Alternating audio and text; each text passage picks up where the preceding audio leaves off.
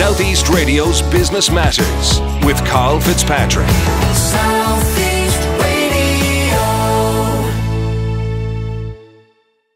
Welcome back to South East Radio's Business Matters with me, Karl Fitzpatrick. Well, over the next few weeks here on Business Matters, we'll be shining a light on some of the county's most popular tourist attractions. This week, Anne O'Connor from Secret Valley Wildlife Park and Zoo profiles her experience of reopening the business after lockdown. And prior to the forced shuttering of your business back in March, what were your plans for Secret Valley in 2020? Good morning, Karl. It's lovely to be talking to you and thanks for having me on.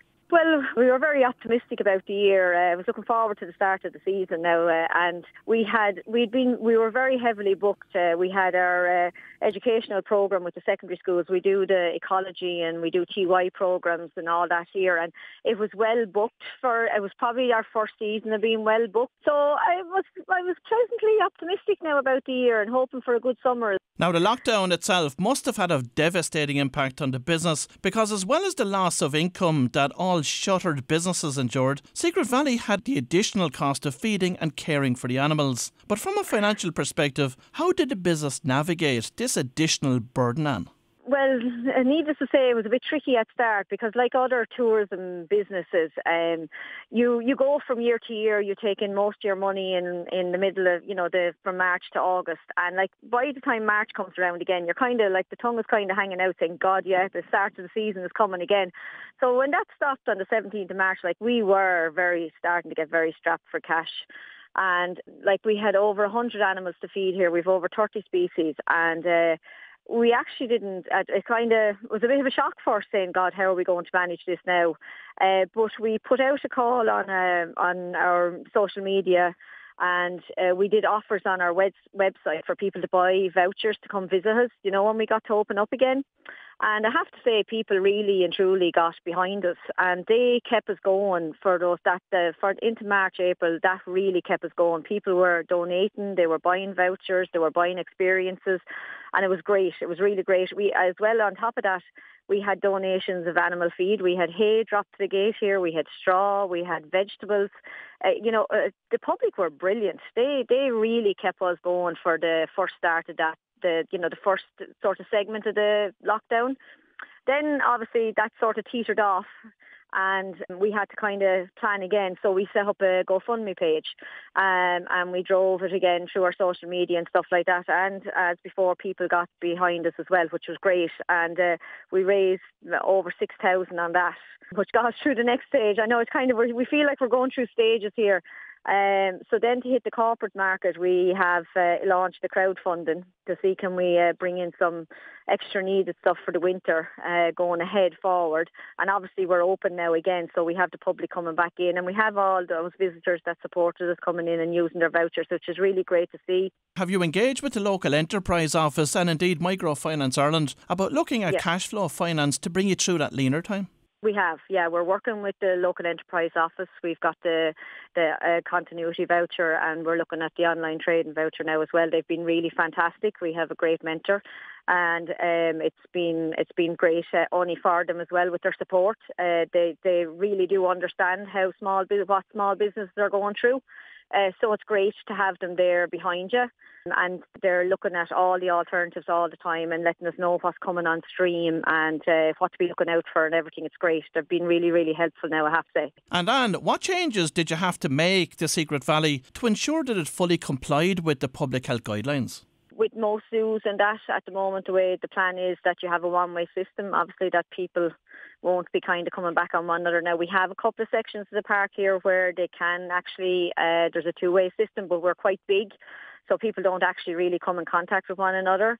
The other things then was we are not able to do our animal contact things at the moment, so we did introduce a new goat feeding station as Hoofstock are lower down the scale on contracting the disease, so they can feed the baby goats and actually meet the goats when they come in. And Anne, with restrictions still in place for international travel, expectations are that Wexford will witness a significant rise in staycation visitors this year. Has the Secret Valley benefited from an upsurge in staycationers to date? We have quite a lot after coming in. We deal with all the local hotels in the area, and the only thing we're finding is that the people are not staying the Lent, whereas last year they might be 4 or 5 day stays or even a full week stay. It's back to maybe 2-3 days. So there's only a certain amount of the tourist attractions can actually benefit from that then as well. And traditionally, are the majority of your visitors hailing from County Wexford, or do they travel from other regions in the country? We would have a lot of visitors from around the country, all over. We would have them coming from all over all the time. We would have a lot of repeat visitors because we're here quite a long time now. We're 14 years here, so we'd have a lot of people that know us.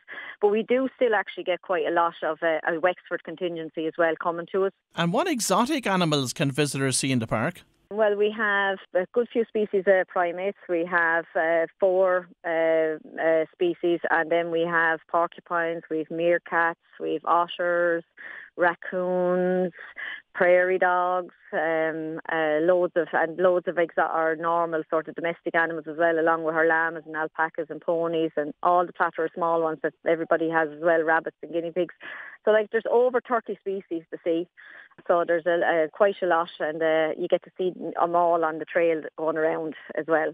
And Anne, what are you doing to make sure that you maximise the summer opportunity that lays ahead before you move into that leaner period? We have done quite a lot of different advertising. We're trying to get it out there as much as possible, as cheap as possible.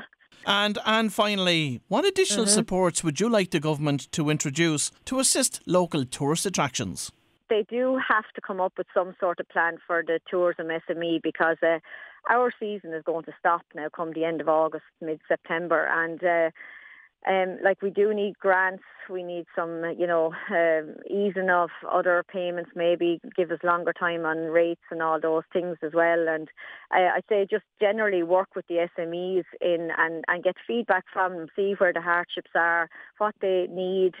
Even they are talking maybe about having some really good value or zero interest loans. I know we all don't want to take on loans, but we're at this stage where we need to survive and we need to see it through to next March. So I suppose just being kind to us basically and talking to us and seeing what's the best way forward for the different types of SMEs that are out there, Well, if you've just tuned in, that was Anne O'Connor from Secret Valley Wildlife Park and Zoo, and I would like to reiterate my plea for listeners to support our local tourist attractions this summer. Southeast Radio's Business Matters with Karl Fitzpatrick. Southeast Radio.